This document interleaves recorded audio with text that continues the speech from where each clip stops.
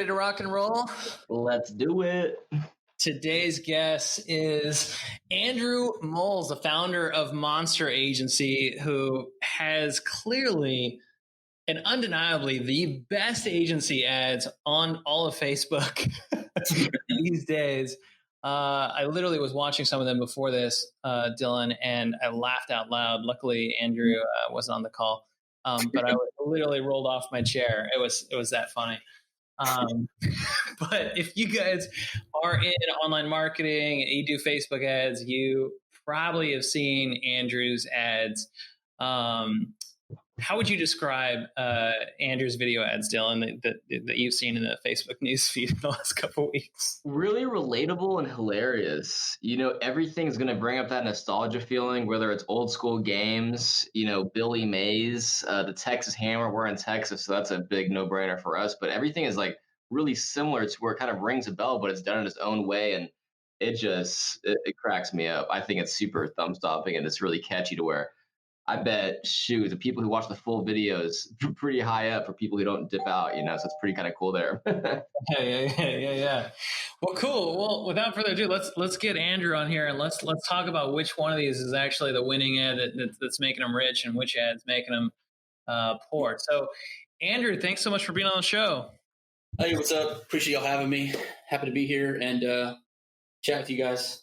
Yeah, man. So I've seen 3 of your ads, right? So like one, and I'm gonna totally botch trying to describe them, but like one is this kind of Adler impression, which is basically like a personal injury attorney style ad. Just watched that one. Second ad I've seen is I don't know. Is it like a Nightline style deal, or it's like to get an advertiser? Yes. That's what you title it.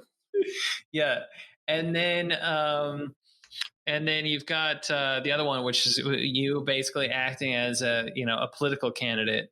So I would love to dive into those 3. My bet is that and we'll link up these 3 ads what I'm talking about in the show notes. But like my bet is those are rich ads. Like those ads are performing really well for you, and I want to dive into those. But I want to know, man, like seems like you guys are on a total winning streak. I want to know some ads that haven't quite worked out as well as those, but they're absolutely hilarious. So why don't you like describe the ad, like those 3 ads, Andrew? Like how would you describe like I did like a really high level overview, but break down the concept for us. Yeah, we'll think of some stuff that makes us laugh. And like myself, I'm 37, and you might not be in the demographic of everybody who's watching, but our targeting meshes up well because we target 30 to 54-year-olds, and I think it's a good mix of having some of that nostalgia and then having stuff a tad bit more current, like to catch an advertiser.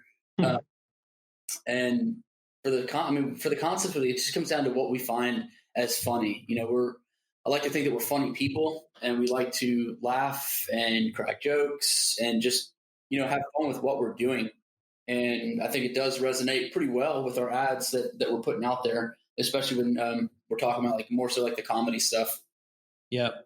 Yeah. So to catch an advertiser, that's basically like To Catch a Predator. It was like that Crime Watch where like he always came out of the he was always in the kitchen. Like I don't know why. But you guys really leaned into that, right? And like the way you guys in the video, I don't even know how long the video ad is, but like you even lead into pulling up like the online chat conversation. That was pretty clutch. We wanted to have that one and do it in a way that is tasteful, but you still get the idea of what it's spoofing. Yes. Real fast. How are these 3 ads doing? Right, like I would love for you to tell everybody, obviously a little bit about Monster Agency and everything you guys do, but I also like to just get right to the good stuff here. And in terms of like, how are those 3 ads doing for you? Like, it's those. What are the results? Like, it's those in combination with there's 2 other ones. We've got a Dr. Phil one as well, and then we also have a Bob Ross style one. where I'm there painting with an easel and all that stuff. What's up? Okay, so just like I would love you. Do you describe it so well? But you're throwing out these like glorious ads, and you're just calling it the Dr. Phil ad. But like these are amazing. So like, how break down the Dr. Phil ad for us? So the Dr. Phil one, it's basically just, every one of them is centered around business owners and their problems and not being profitable with their campaigns. That's that one, the Dr. Phil one. But the Bob Ross one is just, about a struggling business that's spending money and wasting money on fruitless ad campaigns that aren't generating anything, and they're just, losing their shirt essentially from the bad ads. That's awesome. That's awesome.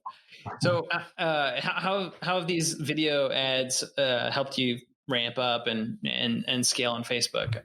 Really well, really, really well. So what we do with these videos, and we try and come up with like 1 to 2 videos. I mean, that's our goal for myself and our creative director, Adam. Our goal this year has been to put out like 2 just amazing video ads that are engaging and really funny. So we try and do 2 of those a month so we can continue to be pushing that out all year long, so that when December comes along, we just look back and we're just like, shit, we did so much stuff this year. It's like just hilarious, really good, really funny. We don't want to have any kinds of like regrets on, we should have done a little bit more of this, or we should have, paid attention to it more. We do that on the top of our funnel for our ads. And those are really all of our prospecting campaigns, is those engaging, funny ads. Because if we run something that's more so like a static graphic, or it's just unengaging, we're not going to stay in people's minds. When you see another ad of ours and it's funny as well, as a business owner, you might, even if you don't have a need, at least ways you can be like, damn, this stuff is funny. These guys, and you remember the name, and we stay in your brain, and we might as well charge rent for how long we live there. And so when we run our retargeting stuff, I mean, that's really just all testimonials. And we've been gracious enough to have our awesome clients provide those for us. And we run those out as our retargeting.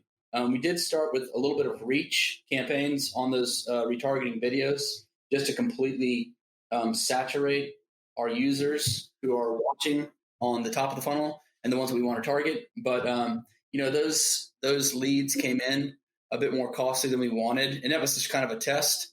Ended up shutting those ones off and just strictly going with conversion-based ads for our video testimonials. And then later on, we layered in some of these static graphics, just because, I mean, I know everybody's like video, but when you run graphics as well, provided that they're pretty decent, they do just as good of a job, if not better, than video in a lot of cases, just because I feel Facebook has more available placements for them and more areas to put them. So it's more areas for impressions, where I think Facebook's for videos, you only have maybe nine placements or something like that. But nice.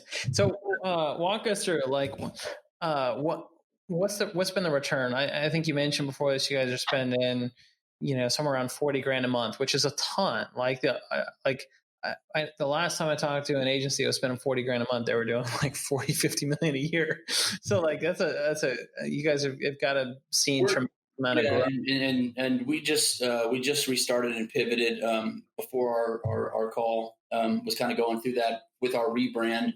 But we did just rebrand, and hey, surprise, we rebrand and launch our ads, and now all of a sudden it's a pandemic. So it was like kind of weird, but we just rolled with it and kept going with what we were doing. And I'd say probably around the range of like maybe like 30 to, I haven't broke down the math. I'm more so focused on getting the business in, but like 30 maybe to like 35, somewhere around there with K, just FYI, 30 to 35K in new business. And that's, recurring revenue. So, we front loaded up a bit and we spend a bit, but, at this level, we truly are just essentially buying our growth. And provided that we've got good stuff, good support, good ads, good campaigns, and we know what we're doing, we'll retain those customers and continue to retain them and build that recurring revenue up month over month. So to recap, you're spending around $40,000 a month. It'll bring in like 30, 35K a month in monthly retainers, right? So you're obviously business, you'll retain clients for 6, 12, 18 months, right? But like, that's what I see on the front end. And so great. I haven't broke down the math on that, because we got, a sheet where we keep track of all of our new clients and the deals, and that's face value at business that's coming in. So that doesn't include the percentage of ad spend that we bill out. So it'll more than likely be quite a bit more than that. But since we don't include that, it's not on there. And talking about some of the types of revenue, right? Like, revenue is just not all revenue is created equal, right? And like, especially in the agency game, you could get some clients that are more than willing to pay those retainer fees, but like, they're not the clients you really want to be working with. So like, talk to us about the type of clients these have attracted for you, and what are some of those trophy or rock star clients that you're pretty proud of that like came to your doorstep after seeing these ads? Yeah, it's like all walks of life, because I think something about us that's a little bit unique, I guess, in the agency space, is that we're not niched. And so, you'll have a lot of people that, we only deal with chiropractors or plastic surgeons or dentists or whatever. We don't niche down, and we kind of operate under the mantra of a funnel's a funnel, a product's a product, and we'll accept a client based on what their budget is and what their needs are, and if we feel like we can deliver on those, because there's no point in onboarding somebody that's just going to be an absolute fucking nightmare of a client to deal with and take up way too much of your time. They're in Slack way too much, dinging us on stuff.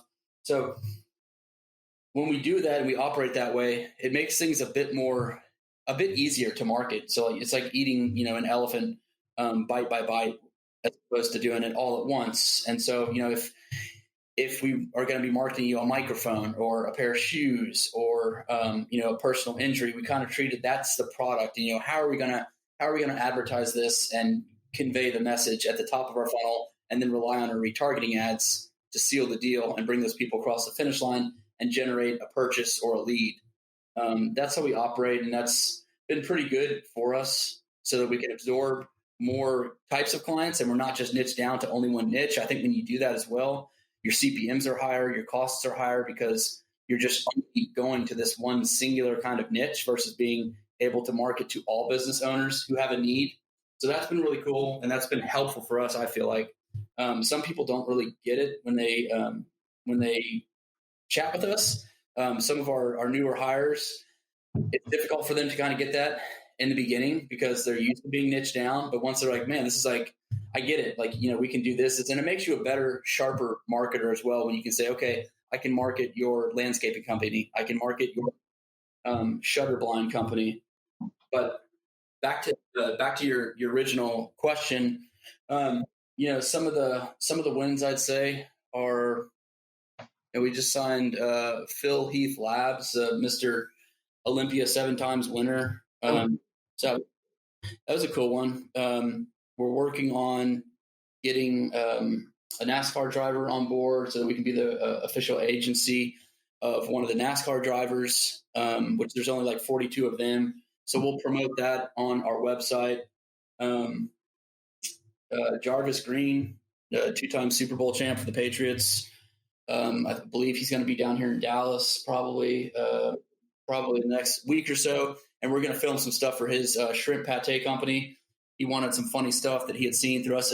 So, that's just like what's coming to my mind first. But man, all types of walks of life, people, verified brands. It's crazy what you can get out of running really good creative. And I just equate it to kind of like troll fishing in the Gulf. And you never know, you catch a marlin or you can catch like a redfish. You never know. Yeah. So talk to me about like, talk to me about your break-even period here. Like, it's awesome that you guys are spending 40 and you make 30, 35 grand on the front end, and obviously in the agency game you have your setup fees and you got your fixed retainers, but if that's anything close to your monthly retainer, you got to be putting $1 in and getting $10 out over the next 12 months, right? Yeah, I haven't broke down the math. I'll self-admit that I'm not the best on, being on the numbers. I'm more. Well, it's difficult in the agency game. It's really difficult, right? It was just back end revenue, and the LTVs on agency clients we know are all there, right? Yeah. You don't need to kind of break all the right numbers as long as you're break even in month one with top line revenue, and you've got your deliverables and your costs in terms of onboarding clients, but you're probably profitable there, within the 30 to 60 day range, I'd imagine, for sure.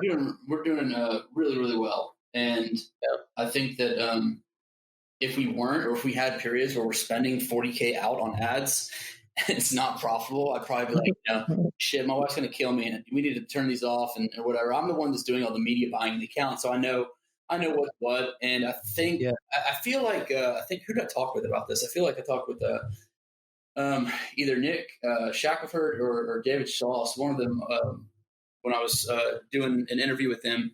And it's kind of like gambling to an extent when you've been doing this so long and you're like, you're confident in your product and your service and whatnot. And you say, okay, most people would probably roll out like, let's just do like $25 to $50 a campaign. But, we're just like, screw it. Let's do like, 150, 500, and let's just roll it out, see what we get out. At the end of the day for us, I know that money spent, even if it looks like it's just like super egregious and it's overspending, I know it comes back to us. So I'm not really afraid to spend there. And I know you've got to spend the money to make it in this kind of game, provided that you've got the right data coming back and those right signals that you've got a good product and that people are resonating with it. Yeah. So let's talk about a poor ad, man. Let's talk about something that you thought was just totally. Let's talk about a poor ad. Let's talk about one of these ads that you just thought was the greatest idea since sliced bread, and then it just totally bombed. Yeah. So this one that we're looking at here, this one is, and we've done these graphics based on our research and just what we feel like is pop culture in the moment of the demographic that we're trying to hit on. So if I want to hit other people in my demographic of like, ideally it's 35 to 54-year-old males that are the majority of our clients. It is what it is. And we go to the data. We don't go towards, anything else. Yeah. So with that, we pulled up, okay, what's an iconic scene in Top Gun that we could mash up and make our own and put a spin on it. And so we pulled this one that was, what's his name? Maverick and Goose. And they're walking. It's like something about, I'll be honest, I don't even really remember much of that movie other than like them flying around and like that volleyball scene where it's like, and so we pulled this one. It's like, have a need for speed. And that's a cool, corny quote from the movie that I feel like people would remember and pick up when they're kind of seeing it. And it's got our monsters on there. And we craft the copy around that. So the copy here, we're online advertising Mavericks. We love getting our client campaigns up lightning fast. We'll launch your new funnel ad campaign in 14 days. Do you want me to read through all that or? Yeah. Well, I mean, you don't have to read the whole thing, but like it's a long copy there. Yeah. I mean, I see what you're doing with the creator though. You got like these two little monsters with the their flat tops and sunglasses, and like I feel like it was one of those ads that just ended up like too abstract, right? Like too much going on. Yeah, too much going on. Like he just did the whole idea like didn't like come together. I think you would have done it like you would have done maybe better if like you just didn't go like the monster like in the image, right? Like just leaned more into like your other winning ads that you went into like totally work because like it's like you play the character really well and you bring it to life. And I feel like just relying on this image here and like the monsters made it too obscure for somebody to catch on super quick. And so like we normally do those videos. We like those. This is one that we were going to do for the graphic side. These are the only kinds of graphics that we'll run, and we want to make them somewhat iconic and recognizable when you see them in your feed. And this one just didn't hit the mark. I feel like so like if I'm at if you're running a 5K, Zach, and I'm at one of the stopping points, and instead of holding up a little Dixie cup of like lemonade that you can drink. You know, I'm holding up my sign that says have a need for speed, get a proposal. Like if you're jogging by and you see that and I'm like, you know, screaming your name and you're like, what the hell is that? And you just keep on jogging. So like, if we have other stuff and I think it, you know, you can quickly consume it and grasp it, it works a lot better. There's just too much going on, I think, in this one. Yeah. So how quickly were you able to kind of catch these losing ads in terms of I'd say probably about like these ones like 14 days.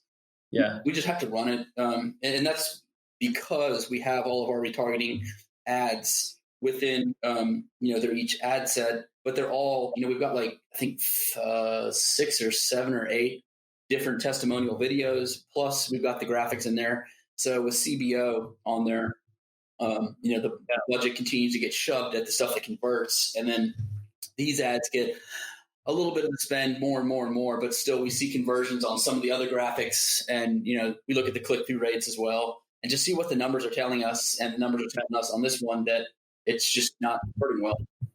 Yeah. And you also just have a little bit of a longer sales process too, to get feedback on like, you know, what are some of the non-data points of like what people say, right? Mm-hmm. When they get on, they do an audit call with you, they do a demo. What are they saying? They're not talking about the, hey, you remember that need for speed ad? That really got me excited. Everyone's talking about the Dr. Phil ad or the catch a predator or catch an advertiser ad. Like that's the stuff that's really, you know, driving performance for you guys on the top of the funnel there. Yeah. It's like the call to action is pretty consistent across both those static images you kind of sent over where it starts at, you know, y'all are being a preferred marketing partner. Have you seen that just work pretty well across the board for the most part? I feel like that's too granular to be able to pull that out and say that is something. We don't test that hard on the copy and those specific kinds of points. I mean, it could, you know, it could lead to that, but for us, we're kind of running too fast to be able to pick that up. But I like to just have it in there. If they see it, they see it. If they don't, they don't. Yeah. I remember one time I went to this early on in my career. I went to this conference. It wasn't even an ad, but like I printed out like these little like postcard style advertisements for our booth there, and it was right when like texting, like SMS numbers was like coming out, and I was surrounded by like all these other like genius marketers, and you know my business card was like text so and so to get like a free proposal. And like it was all this like fancy artwork around like driving somebody to like text message. And this guy, one of the smartest marketers in the room, he's just like, yeah. He's like, I bet this was like a really good idea in the boardroom, right? And like nobody's texting this number in. He's like, I can guarantee you that. I was just like so embarrassed. I'm like, yeah, it sounded so good and we worked so hard, and then it just like totally bombed. I mean, what happens? You got to try and see what works and what doesn't. Yeah. Totally. All right, so let's dive into this rich ad here. Walk me through this. What's working? This one is hopefully you know that one, the graphic, right, from Predator. Yep. It's that scene where they're doing some like high five, thumb war, arm flex show off, or I don't know what it is, but it's Arnold Schwarzenegger, and I forget the other guy's name. Dylan, that's his name in the movie, and Arnold comes out like, "You son of a bitch," and then they just high five, and that's the ad. I think it's a meme as well, so I think that helps a little bit. But I don't know, it's kind of like some like testosterone-y, like hell yeah, you know, high ROAS. And so we have that, and then a little bit of the copy up on the top is like, you know, we're the perfect partner to have if you're looking for strong growth online. We partner with many companies to help explode their growth using battle-tested strategies. So again, we're pulling from, you know, some Predator-esque kind of stuff, like battle-tested, and you know, we've got some other stuff in there. I don't know where it is, but so this one's done pretty well, Dylan to your Dutch. So like, I think it quickly conveys what it is. It looks cool. It looks different. The graphics are pretty on point. It's different for sure. Higher ROAS in 14 days. I mean, that's like boom. Like, get a proposal. Like, cool. That sounds kind of boring, I guess. So higher ROAS in 14 days. Let us run your next campaigns.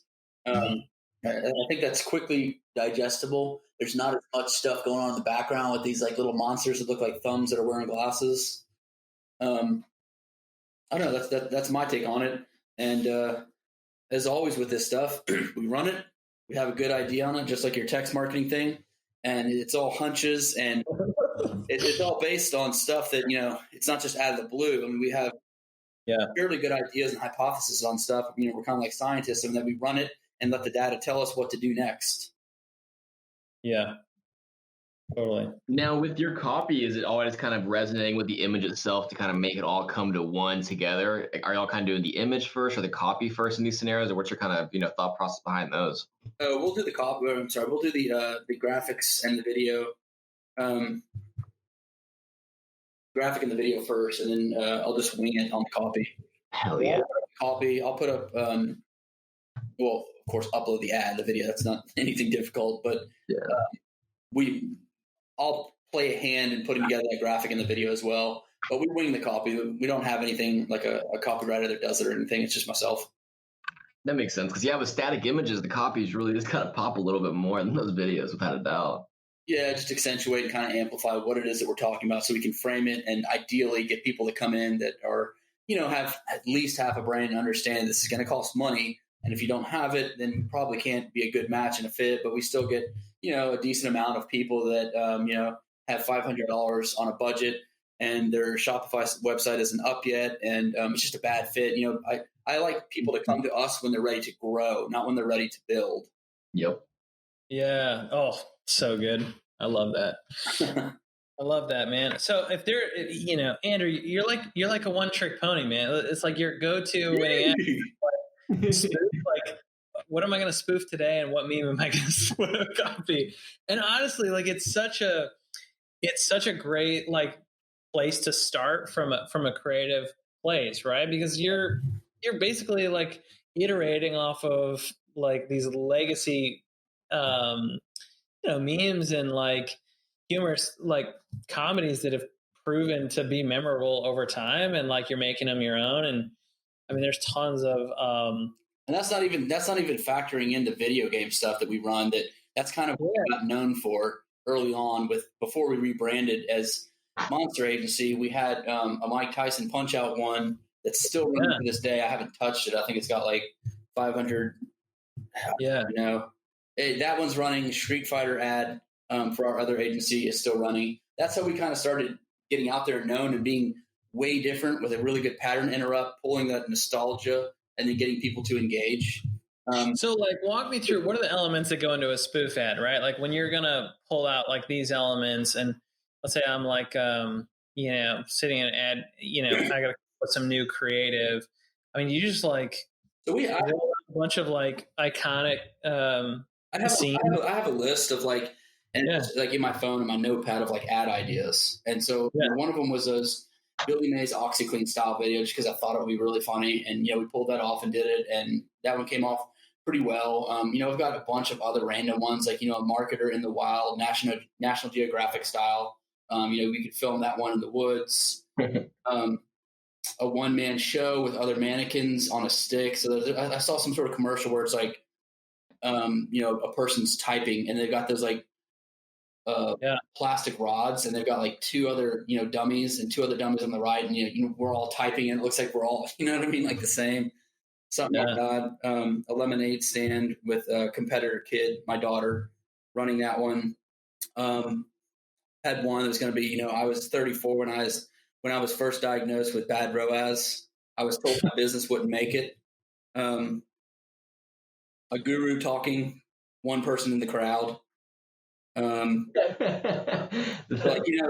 a lot of people that will be on stage talking, and it's huge events. We were just going to do that, but like flip it, and so they're like, it starts off looking really good, and it's maybe me or somebody else on stage talking with like the earpiece and stuff like that, and it looks like, whoa, this guy's like killing it, and then like it does a pan from behind the back, and there's like one person who's maybe like has an AARP card, they're like 65. It's like, whoa, like what is it? So flip that on its head. Anyways, so those are some of the ones. So I know we've wanted to do one that is a play on words, in that, talk about like have somebody in the garden digging for gold for their return on ad spend, and then talking about how they have a dirty hoe, and maybe talking about a guy who's a photographer and he has his own photography businesses, and but nobody's buying his deck pics, and he takes pictures of decks. We wanted to do a Peter Popoff, get your miracle water in the mail. That one would be pretty funny. A bathroom stall for a good ad, call 5555, and we could go to town on that one. So we get a lot of those things. So they'll come into our heads, and we'll write them down. A lot of times it's just being consumers, watching something that's funny as hell. I watch a lot of 80s stuff, the Goonies all the time, Big Trouble in Little China, The Burbs. So if I can pull on stuff like that and repurpose it, and just take like the funny scenes and the iconic scenes and stuff like that, without necessarily ripping anybody off or anything like that. We just like to have fun and make things funny. Really. One thing that I notice is like these don't seem like all that like high budget, right? Like I've seen, like ClickFunnels is like minor, like creative ad. Like they went to town on like that was an expensive shoot, right? I think that was like Harmon Brothers though. Yeah, well, of course, but I mean, like it's humor, right? And there's like some spoofness like in there, and that's like a totally different approach. But I love how like you're getting like the same result, but you have found this balance of like where you're pushing out volume on a lot of these, like cranking out a couple of these like a month. Mm-hmm. And we were able to do that when we're not spending an arm and a leg and stuff, which you don't have to, because whether I tell a funny joke and I'm in Times Square with a bunch of people around and everybody laughs, or if I tell a funny joke and I'm in some dive bar and everybody laughs, the comedy is universal, and you don't necessarily need to spend an arm and a leg producing it and putting it together. I mean, you got to have some sort of know-how to orchestrate it and pull it off and have the editing and all that stuff correctly to an extent. But, the days of spending an arm and a leg on this stuff, I really feel like they're gone. And that's another part of our agency that we're pushing is our Monster Lab, where we produce this stuff and make it, as affordable as possible. And doing videos like that, we bill out those anywhere from like starting at 10 to 15,000 to put those kinds of videos together. Some business owners may balk and scoff at the idea of paying that, but and it's really hard to not come off salesy when I talk about it, because I've seen it firsthand and how it works. But the evergreenness of that shit and how long you can run it for and how the comments just continue to rack up and legitimize and add credibility, you'll save more money by running a really good video and running that until the cows come home, versus every month you're cycling in new ads because you're trying to get what these videos would deliver. Right. Yeah. I mean, you guys are cranking out 2 of those a month, right? Like internally. Yeah. That's awesome. But like, for somebody to drop, 10K and do that twice a month, like 20 grand on creative, they got to be spending at least 100, 200 grand on ads to justify that level of creative spend. We can usually test it out and run one and, send along our best practices for their media buyer, provided that their media buyer is competent, can run it and knows how to properly test it. And you can, I guess you can kind of, get a taste of the good life by doing that and seeing like, holy shit, like this works really well. It cut our lead cost in half. If we're paying half the cost for our leads, that means that our leads will double with the same budget. Like, why would we not put more money into this? But it's also one of those things where you just have to see it to believe it, and seeing it costs money. I love it, man. I love it. So tell us more about Monster Agency and tell us a little bit about your guys' retainers. Where do you guys typically start off to work with clients on a month by month engagement?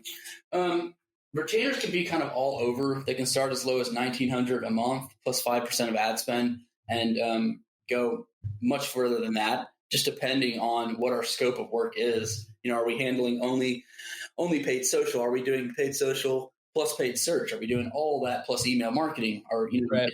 So the complexities of what it is definitely kind of dictate the price. And we'll have comments from potentials potential prospects on our post, hey, how much do you charge? And it's like, well, I don't know what you do, what you're doing. Every business is as unique as a fingerprint. So we need to be able to assess what you need. And that way we can kind of architect what it is based on your budget, provide that your budget works for us to be able to put something together. So it really kind of just depends on what people are looking at. But I mean, usually around 1,900 at least to start off with, plus 5% of ad spend. Nice. And I think that from what I've seen, just know from in the industry, a lot of agencies charge a bit more than that, and we've kind of ended up around that kind of a price, just because we know that it can absorb more clients and we can still deliver really good value. I mean, that's the name of the game at the end of the day, is just delivering value. But we can drive more business in and deliver services that are needed for that kind of rate, and it makes us much better appearing than a lot of other agencies. I think 10 to 15% sometimes is what I hear of what other agencies billing out at for like ad spend plus some sort of retainer. I've heard, of course, some people charge just a setup fee and then kind of like a maintenance fee or something like that. They're on after. I know. I mean, there's a million different ways to slice an apple or whatever the hell people say. Cut a lemon, whatever. Skin a cat. I don't know who came up with that one, but that's awful. That's what it is. I don't know who's skinning a cat, but like, dude, stop. It's awful. A million different ways to cut a lemon. Yeah, there you go. Well, awesome. Well, there you have it. Thank you so much, Andrew. This is awesome. And I all your ideas that you came up with, in terms, you rattled off like a dozen different spoof ads that I feel like anybody listening to the show would be pretty smart to copy.